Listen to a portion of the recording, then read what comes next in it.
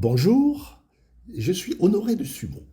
Bienvenue dans Ce que je crois, chronique géopolitique. Alors, cette semaine, on va parler d'un sommet, et pas n'importe lequel.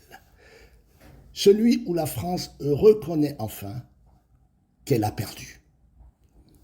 Les 11 et 12 mai, Emmanuel Macron sera à Nairobi pour le sommet Africa Forward.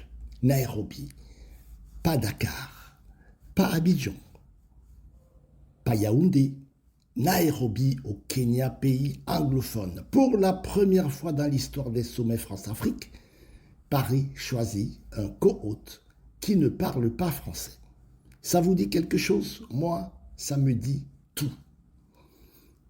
Depuis 2017, Macron essaye de refaire la relation France-Afrique, le discours de Ouagadougou, la fin de la France-Afrique, tout ça.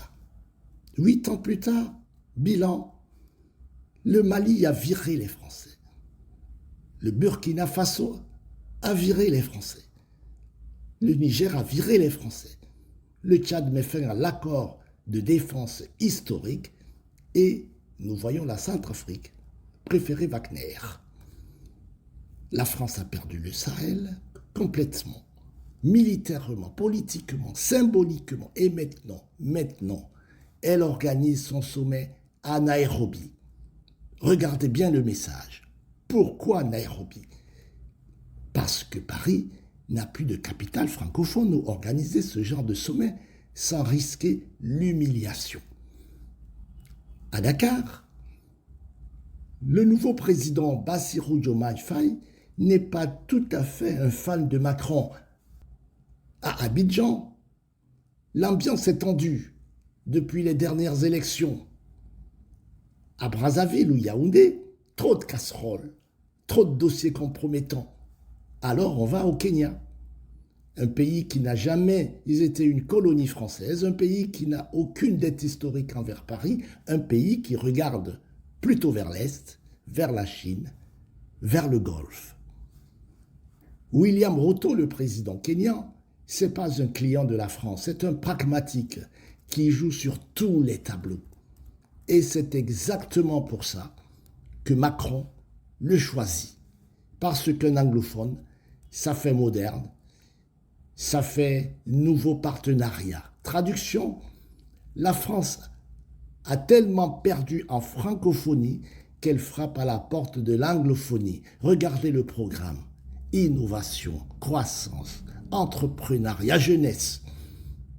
1500 participants du secteur privé, des annonces d'investissement, des partenariats publics-privés. Ça sonne bien, non? Sauf que c'est exactement le même discours depuis 10 ans. Le sommet de Paris en 2021, financement des économies africaines. Résultat, rien de concret. Le sommet sur le pacte financier mondial en 2023, réforme des institutions. Résultat, rien qui change. Et maintenant Nairobi, encore des promesses d'investissement, encore des appels à la jeunesse, encore des grandes déclarations. Mais pendant ce temps, qu'est-ce qui se passe vraiment sur le terrain?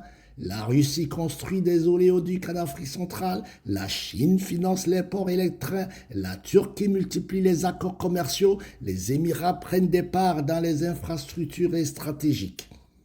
Et la France organise des sommets.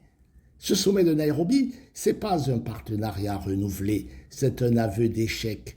L'Élysée dit, c'est la première fois qu'on co-organise avec un pays anglophone. Ça montre notre ouverture.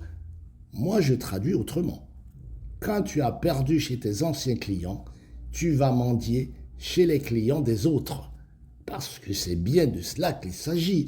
La France ne contrôle plus rien en Afrique francophone.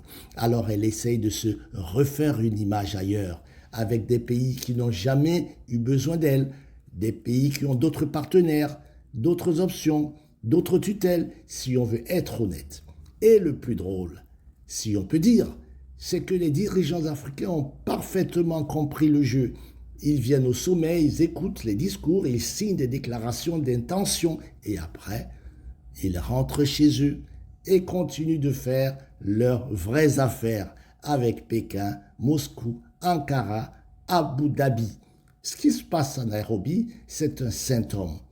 Le symptôme d'un monde où les anciennes puissances coloniales ne dictent plus les règles, où les États africains ont appris à jouer sur plusieurs tableaux, où la relation privilégiée entre Paris et ses anciennes colonies n'existe plus.